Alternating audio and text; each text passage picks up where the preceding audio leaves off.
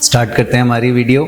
देखो बच्चों, अभी तक हमने इंटीग्रेशन के क्वेश्चन जब में ट्रिग्नोमेट्रिक फंक्शन को इन्वॉल्व करके जब देखा तो एक tan और sec वाले करे। जैसे tan और sec का रूल था, सेम रूल cot और cosec में भी आप अप्लाई करेंगे, उसके लिए अलग से पढ़ने की जरूरत नहीं है। ठीक है, फिर हमने sin और cos में देखा, अगर मल्टीप्लीकेशन में आएंगे विद पावर्स आएंगे तो हमको क्या करना है। ठीक है, नेचुरल नंबर पावर होगी, हमको किसको t लेना है, मैंने आपको डिस्कस किया था, एक क्वेश्चन भी करके दिखाया था। और एक बात और बताई थी कि डिनोमिनेटर में नहीं आने चाहिए। अगर डिनोमिनेटर में साइन और कॉस आ गए तो फिर हमको थोड़ा अलग लॉजिक लगाना पड़ता है। अब इस तरह की प्रॉब्लम को कैसे सॉल्व करें जब डिनोमिनेटर में साइन और कॉस आ जाए विद सम पावर्स।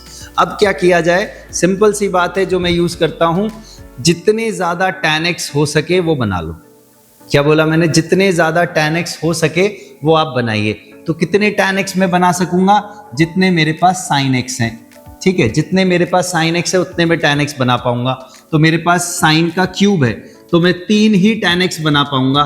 मैंने क्या करा, cos के क्यूब से डिवाइड करा, देखिए tan बन गया, और cos के क्यूब से डिवाइड किया है तो मल्टीप्लाई भी करेंगे, तो cos की पावर 5 ऑलरेडी थी, 3 और आ गई, 8 हो गई। ठीक है, तो यहां पर हमारे tan x क्रिएट हो चुके हैं, ये बन गया है tan क्यूब x, और ये cos की 8 पावर जब रूट से बाहर निकलेगी तो 4 हो जाएगी, और जब न्यूमरेटर में जाएगी तो 1/cos sec होता है, तो sec की पावर 4 हो जाएगी। दोबारा फिर देख लीजिए, cos की पावर 8 जब रूट से बाहर आई तो 4 हो गई, और जब ऊपर गई तो sec 4 हो गई। ठीक है, बहुत सिंपल सी बात है, अब तो आप समझ ही गए होंगे। यहाँ एक फंक्शन ऐसा है जिसका डेरिवेटिव भी यहीं पर है, वो है tan x। अगर मैं tan x को t ले लूँ, tan x का डेरिवेटिव होता है sec स्क्वायर x, तो न्यूमरेटर में मेरे पास ऑलरेडी sec की पावर 4 है, 2 sec जो है dx के साथ मिलकर dt बना दिए, 2 sec अभी भी बचे हैं, यानी न्यूमरेटर में अभी भी sec स्क्वायर x बचा है, और डिनोमिनेटर में तो हमने t ले ही लिया था। सो दिस इज 3/2, क्यूब है और स्क्वायर रूट है, square root means 1/2 power. sec square को क्या लिखा जा सकता है, 1 प्लस tan स्क्वायर, tan हमारा t था।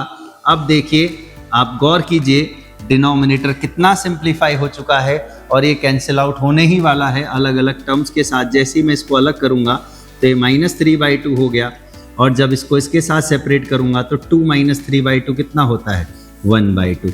इजीली आप इनको इंटीग्रेट कर सकते हैं, तो ये आएगा हमारा -3/2 + 1 is -½ upon -½ and this is 3/2 upon 3/2। Right, तो क्या बात आपको समझ में आई। अगर साइन और कॉस मल्टीप्लाई में होंगे, इनकी कुछ पावर्स होगी, और ये न्यूमरेटर में होंगे, तो हमको क्या करना है, नोटिस करना है, एक इवन पावर एक ऑड पावर। तो जिसकी इवन पावर है उसको टी, दोनों ऑड है तो किसी को भी टी, और दोनों इवन है तब प्रॉब्लम आती है, वो हमारे कोर्स में नहीं है।